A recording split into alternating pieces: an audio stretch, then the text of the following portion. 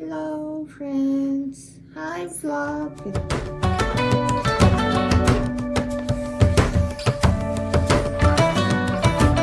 Өнөөдөр би юу хийсэн бэ гэхээр ИХАД яваад ирсэн. Миний татны найз маань ИХАД-д 2 жил мастерээ сурж агаад төгссөн байгаа. Ойрын үед надаас төгссөн сургуулийн дүүнер тэгээд өөр найзууд ч юм уу ингээд хидэн юмны талаар нэлээд асуугаад тэгэхэд би бодлоо. Би ер нь одоо нэг бичлэг хийх болсон юм байна гэж бодлоо. Тэгээд өнөөдөр топгийн талаар ярих гэж байна. ИХАД дээр очсон чинь ИХАД-гийн нэрийн Кважа гинэ. Нэрийн дэлгүүрээс нь манай найз надад авч өгөөд. За хэдүүлээ өнөөдөр топгийн талаар ярих байгаа юм чи эхлээд топик гэж юу юм бэ гэж асуултанд хариулъя. Хэлэн солонгос биш. Солонгос хэлээр яригчид солонгос хэлийг суралцсан хүмүүсийн солонгос хэлний төвшинг тогтоох шалгалт байгаа. Их хэлэн солонгос биш гэхээр солонгос төрөөгүй, солонгос амьдардаггүй хүмүүс гэсэн үгтэй тий. Топик шалгалтын зорилго нь юу юм бэ гэхээр солонгос дахь их сургуулиудад суралцах, амьдарч ажиллах хүсэлтэй бол виз мэдүүлэхэд топикийн оноо бол шаардлагатай байдаг байгаа.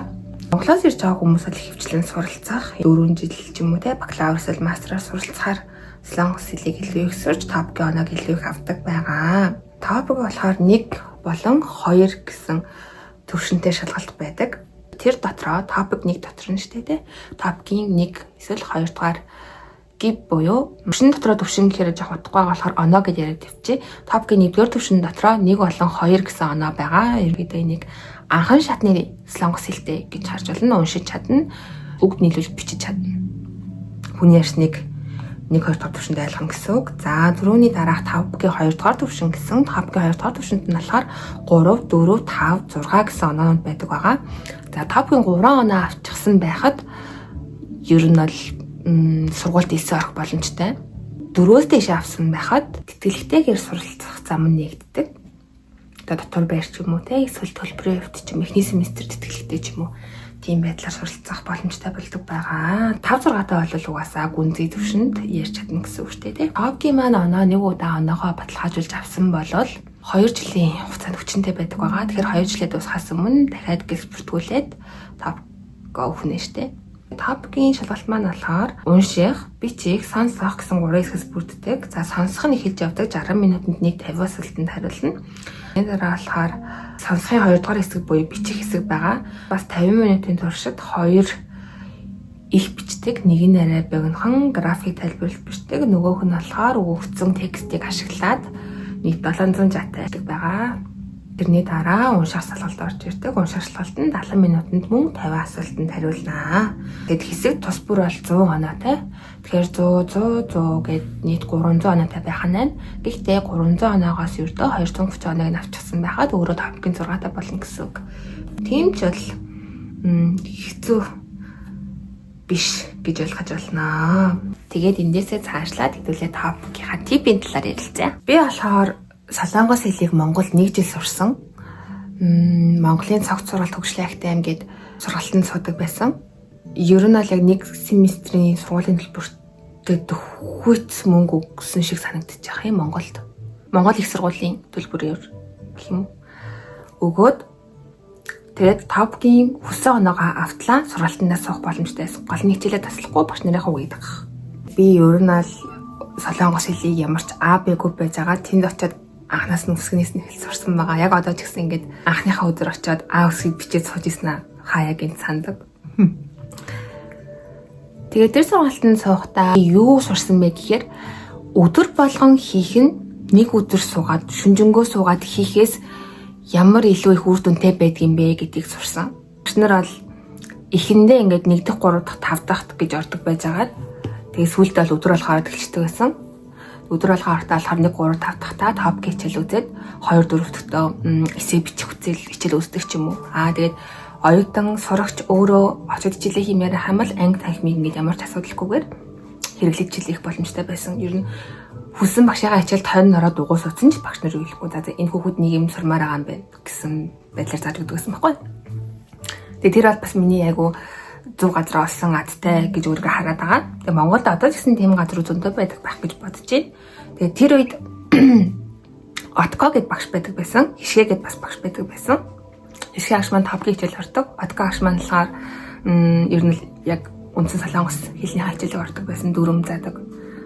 Тэр хоёр багштай их баярлалаа гэж хэлмээр байдаг. Нэгдүгээр топикт ашиглаад яа. Удамшлаг хийгээгүй байж чад хийсэн чинь жоохон сандарч байна.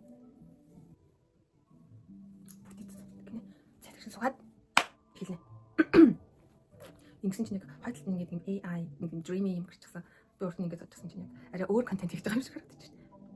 Чи миний утыг унааваа нана. Манай муутай танилцсан. Энэ түрийг хийчихсэн. Иш, чамд яана толгойн өгчлөө суучлаарай. Цамтай танилцъя гинэ. Чи танилцчихаач тээ. Миний YouTube-ийн надад танилцсан. Нана. Сайн уу намайг Нана гэдэг гэрээ. Тийш камер төрөө. Сайн уу намайг Нана гэдэг гэрээ. Сайхан үйлдэж байна уу? Ёо, би хувьдаа топик өгөхдөө анхаардаг зүйлс. За нийт миний бичснээр болохоор 6 байна. Ерөнхийд биччихсэн энийгээ аль болох ойлгох зэрэг гэж бодож байна. За, нэгдүгээрт топикт ашиглагддаг эмхэтгсэн үгнүүдийг маш сайн цээжлэх. Найз сургалтанд болохоор топикт автоматтай ашиглагддаг үгнүүдийг эмхэтгээд би тэдгээр цээжлүүлдэг байсан.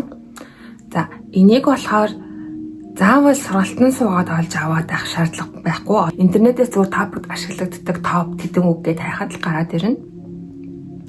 Тийм болохоор тэр үгнүүдийг гол нь хэвлэж аваад хэвлэж аммагцаа хаачил заяа нэг нэгээр нь тэгээд ийм шүүрний оосор шиг юм хийгээд тэрийг байн гараад явжээ. Олон дахин харах тусам сайн цэвэрлэгдэн. Ялангуяа Монгол автобусанд их түгжирдэг штэ. Түгжирч байхдаа сайн цэвэрлээд явжээ. Би ер нь автобусанд дандаа үг хараад явж идэг байсан. Тэгээд автобусанд хүмүүс ер нь айгүй хим ярьдээ штэ. Тэгээд юм хүний хувийн амьдрал руу хүсээгүй чахад орж байгаа юм шиг мэдрэмж надад амар төрдөг байсан байхгүй. Тийм болохоор би ингээд чихвснээс өөрөө салтгүй хөхтэйсэн. Байнга чихвч зүгэл үгээ араал, чихвч зүгэл дуу сонсоол үгээ араал. Дуу сонсохтой хөвчлэн үг байхгүй зүгээр ай сонсдог байсан. Иймэрхүү ч юм.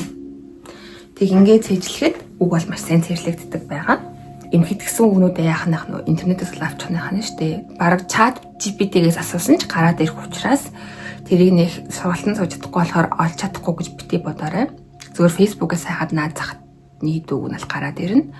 Тэгээд энэ үгнүүдийг бас өөрөө яаж болох боломжтой вэ гэхээр одоо 2 дугаар миний арга зам орж иж байхгүй юм. 2 дугаарт болохоор өмнөх жилүүдэд авагдаж байсан топгийн материалуудыг олон удаа давтаж хийх. Тэрийг ханаас олох боломжтой вэ гэхээр нэг ийм сайт байгаа. Энэ сайт руу орох юм бол өмнөх ингээд жилүүдийн топик гараад ирдэг. Бүх вариант нь бүх асуултаагаа гарч ирдэг. Бүх хариултаагаа бас. Миний хэлээд байгаа юу вэ гэхээр өөрөө эхлээд нь хийж үзээд тэгээд хийж үзмэх тэр дотроос ингээд мэдгүй байсан үгнүүд ч гарч ирнэ дээ. Хийнгээ мэдгүй байгаа үгнүүдээ ингээд тодруулаад явчихдаг байхгүй юу? Тэнгүүд хийж дуусны дараа өөрийнхөө алдааг шалгачаад буцаж ингээд орохдоо мэдгүй үгэндээ тодруулсан байгаа штэ. Тодруулсан үгнүүдээ ингээд бичиж аваад нэг нэгээр нь орчуулах нь штэ. Хүн өөрөө таль бичгээс олж орчуулсан үгээ ер нь мартадгүй. Тийм болохоор аль болох ингээд мэдгүй гарч ирэх юм бол өөрөө таль бичгээс хайж бол тэгжиж хүний толгойд үлддэг юм билээ. Тэрийг битгий мартаарай. Нэг юм яа заримдаа ингээд найзтайгаа хичээлсээ хийгээ сууж захтай энэ юу лээ гэж өгөө. Наа чин тийм юм штэ, ийм юм штэ гэхээр зүгээр тухай үедэл гэтэл мартчихдаг. Тэгмээд хүн өөрөө ингээд хийж хайж болохоор тэрнийхээ утга учрыг сайн ойлгоод илүү их цэжилд юм билээ шүү. 3 дугаарт өөрөөсөө яг топгийн шалгалт авч байгаа мэтээр шалгалт авах. За энэ дотор нь юу орж байгаа гэхээр миний 2 дугаарт хэлсэн шиг биш тэр чинь болохоор үгийн тодруулаад нэг нэгээ явж байгаа болохоор эхлээд нэг тэгж хийж үзчихэд хийсэн материалаа давтчаад өгнүүдэд цээжилчээд тэрний дараа энэ 3 дугаар аргыг хийн гэсэн үг. Яах вэ гэхээр цагаа тохируулна. Яг топгийн цаг шиг цагаа тохируулаад сэрүүлэг тавьж агаад өөрөөсөө шалгалт авна чимээг орчинд. Намын санд очиод хийхэд ер нь бол зүгээр байдаг.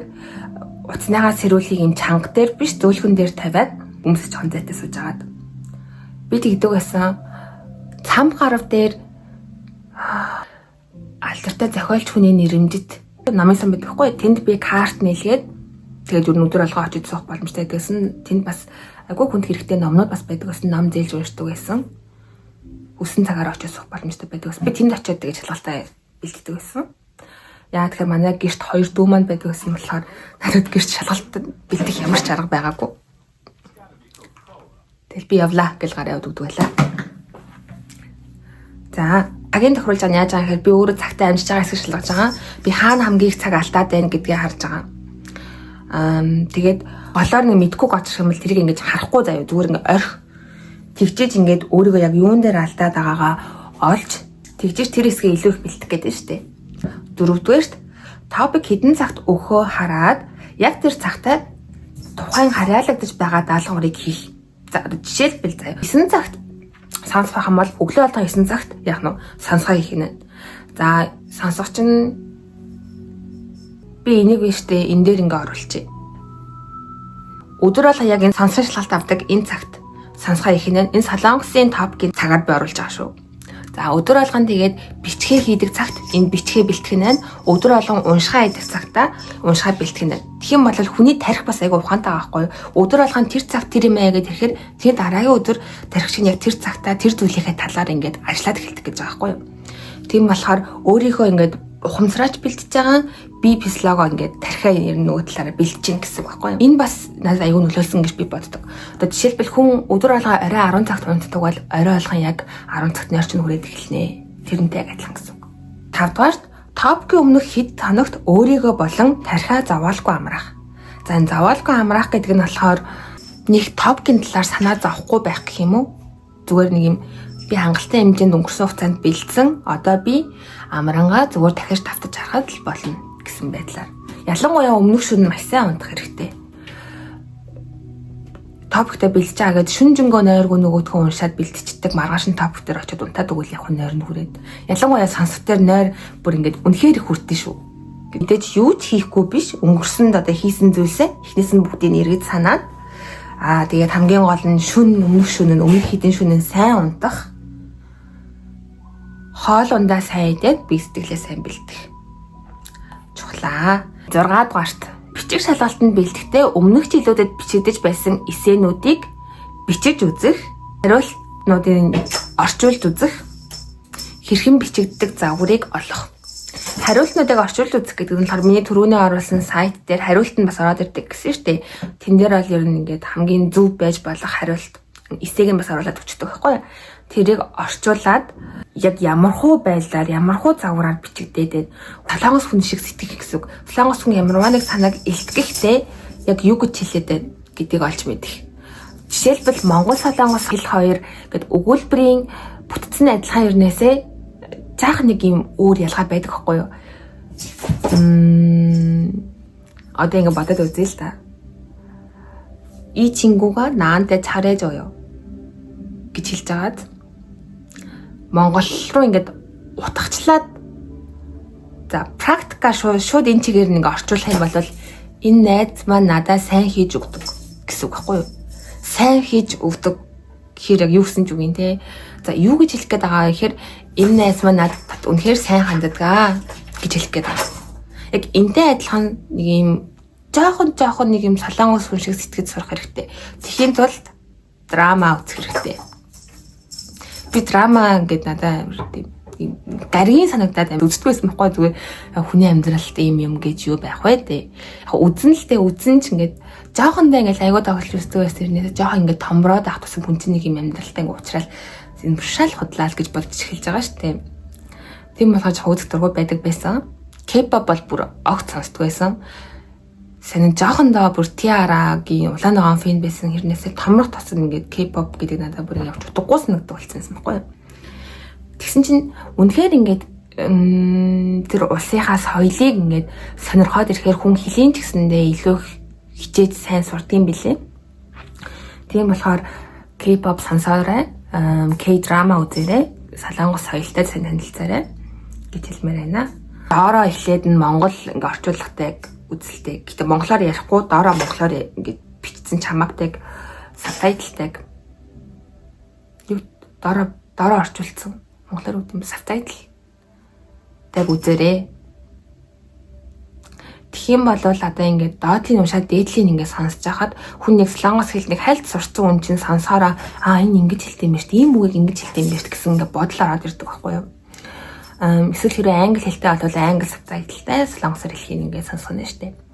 Тэгээд жаахан ингээд юмыг ингээд утгачлаад ойлгодог болоод ирэхээрээ солонгосоор сонсоод доотлолт нь солонгос чамаагтай үзэх хэрэгтэй. Тэгэх юм бол үгийг яаж бичдгийг сайн сурна гэсэн үг. Солонгост ингээд парам хэлэгдэж байгаа нь арай өөр хэлж байгаа хэрнээсээ хэлж байгаагаас өөрөөр бичдэг үгнүүд байдаг. Гуй давхар үсэг ороод ирчихээр аль нь ч уншихгүйгээр шал өөр үсгээр уншиж явчихдаг ч юм уу. Тийм байдаг учраас үгээ яаж бүр хүндрүүлсэн төвшөнд очихороо солонгос хэл өнөө чанд миний солонгос энэ хэмжээнд гайгүй сайн болчлаа даа гэж бодсон бол англи монгол сабтайтл авч хаяад солонгос сабтайлтай солонгосоор хариулаад кино үзээрэй.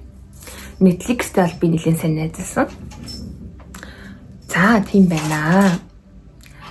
За тэгээд эцэст нь ингээд миний хамгийн их дагаж явдаг өөрийнхөө зарчмыг хэлэхэд нэг өдөр сууж өөрийгөө махаа идэж маш их юм хийснээс өдөр болгон нэгэн цаг, өдөр болгон жоохон цаг зарцуулаад тууштай хийх нь илүү их үр дүн авчирдаг шүү. Зарим өдөр үнэхээр залхуу урж болно штэ. Тийм өдрөө өгнүүдээ арчхал та. Тэгэх юм бол өөртөө ч готрахгүй маргааш нь ч гэсэндээ нэг үг ч гэсэн 7 хоног үлдчихсэн байна.